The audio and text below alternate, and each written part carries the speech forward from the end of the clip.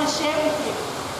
So what I've taught before is a front, side, back, front kick, front, side, back, front kick. I've done that before. Start in a different location, the exercise feels so different. We go back, side, front, back. Back, side, front, back. And this is what it looks like.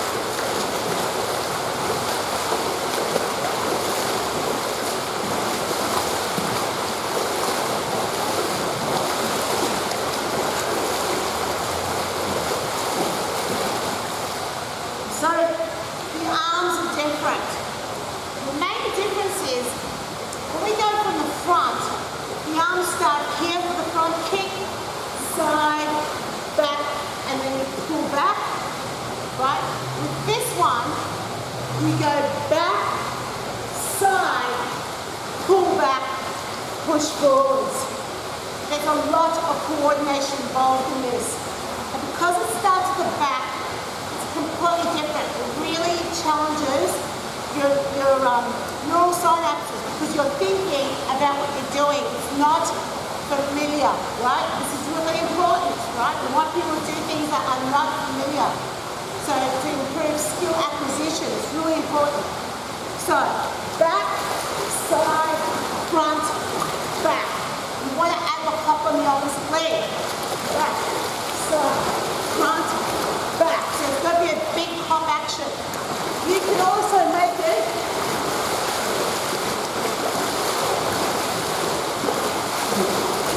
a bigger rebound movement too. That works really, really well. So great cardio exercise, great for the brain, and that's this week's active. Alright, this will have to be our top 10 easiest exercise to ever demonstrate in the pool. This is like a 10. You know, it's really quite easy. So, starting off with your feet apart, arms go forwards, side, forwards, back. Forwards, side, forwards, back. Notice my hands. The fingers open, slightly bent. And all you have to do is teach people to push and pull. Push and pull. Push and pull. Push and pull. You might even want to demonstrate side on. Front, side, front, back.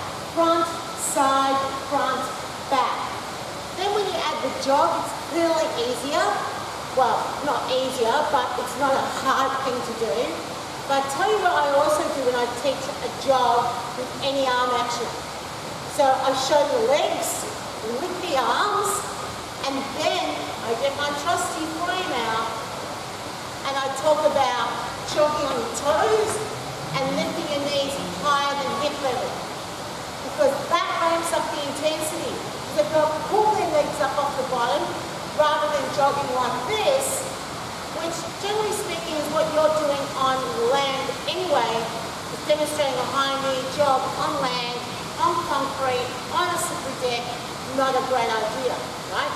So I get my frame out, I show them I want them to bounce off the toes and to lift the knees up high. Then of course, if you're going to go faster, it's front. Well, let's go front, side, no, it's the same thing, right?